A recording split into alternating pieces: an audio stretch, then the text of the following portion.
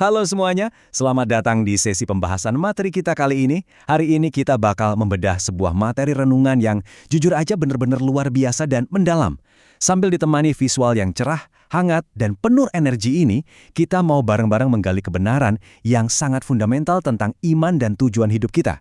Kita akan merangkai berbagai sudut pandang, mulai dari jurnal teologi sampai ke hal-hal yang super praktis buat keseharian kita, menjadi satu gagasan besar yang solid. Jadi, yuk siapkan hati dan pikiran Anda, karena materi yang kita obrolin hari ini benar-benar bisa mengubah total cara Anda melihat kehidupan.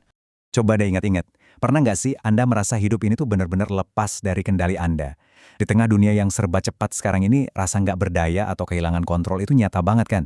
Kita sudah capek-capek bikin rencana dari A sampai Z, tiba-tiba situasinya berubah total. Rasanya kayak kehabisan nafas dan tenaga bahkan cuma buat sekedar mikirin hari esok.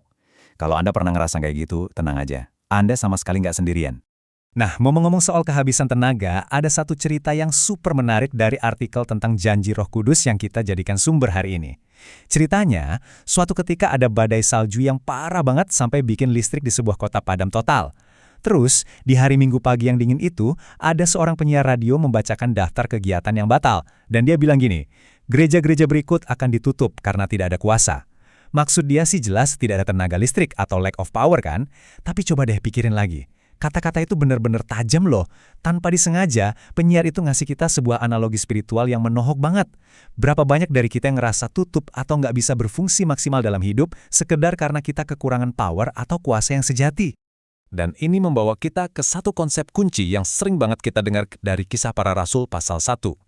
Kata kuasa di situ aslinya pakai bahasa Yunani, yaitu dunamis. Nah, dunamis ini bukan sekedar kekuatan fisik biasa ya.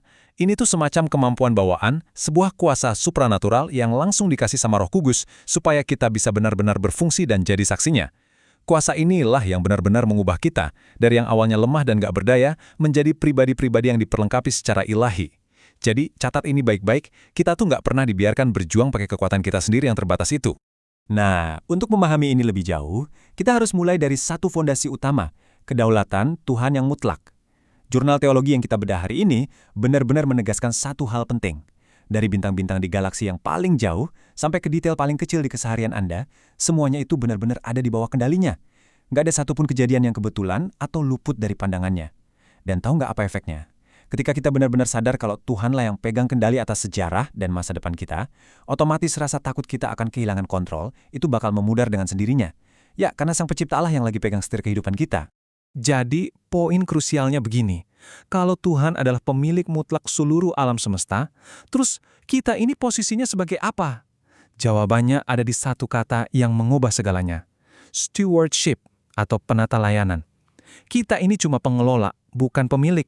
Kita ditugaskan untuk mengelola sumber daya, waktu, dan kehidupan yang sudah Tuhan percayakan ke kita. Coba dibayangin, ini tuh persis kayak Anda dikasih kunci mobil mewah sama bos Anda, buat dipakai untuk urusan kantor. Anda rawat mobilnya, Anda yang nyetir tiap hari, tapi Anda sadar betul, mobil itu bukan punya Anda.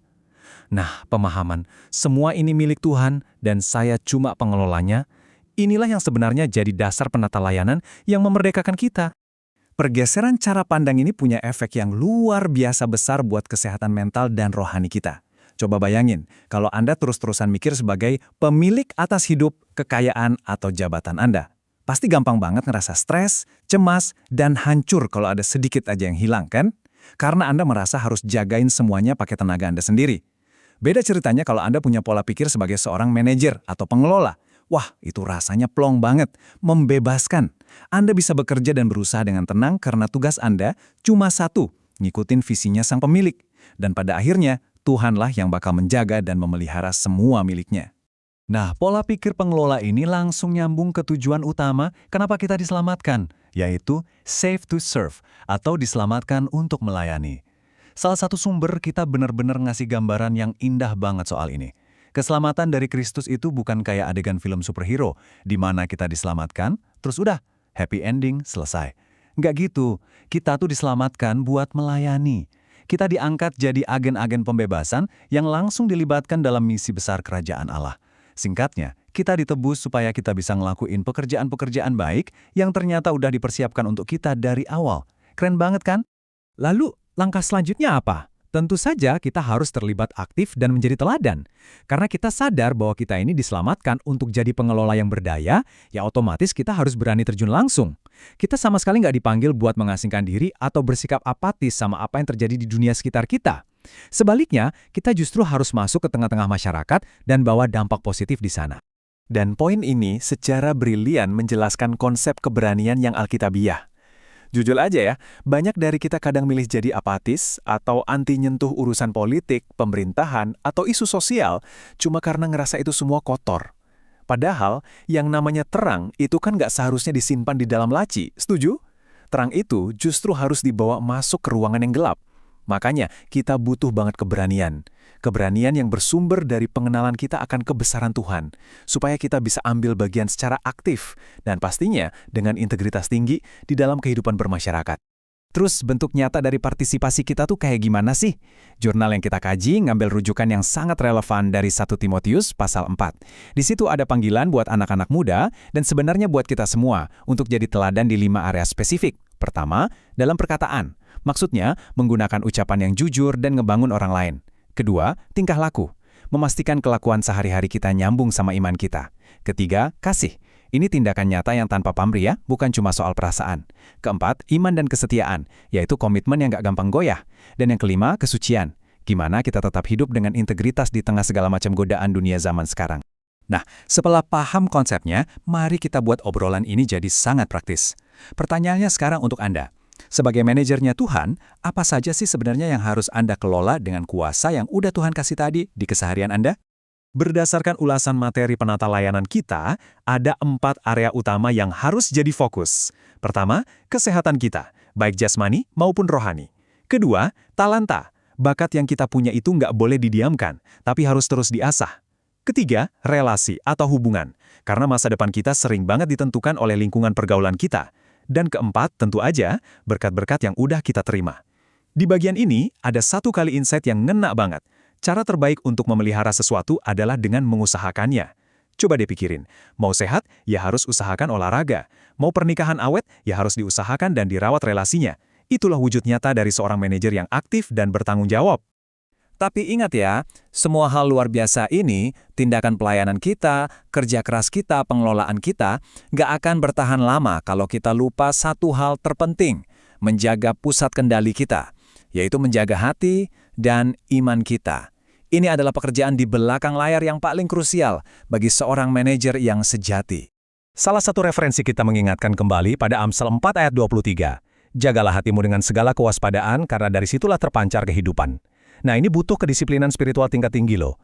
Sang penulis ngasih satu peringatan yang bikin merinding nih.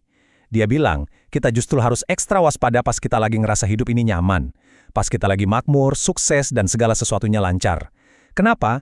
Karena di titik itulah kita gampang banget merasa puas sama materi, sampai-sampai tanpa sadar, kita membiarkan kesuksesan itu menggeser posisi Tuhan sebagai sumber kepuasan kita yang sejati.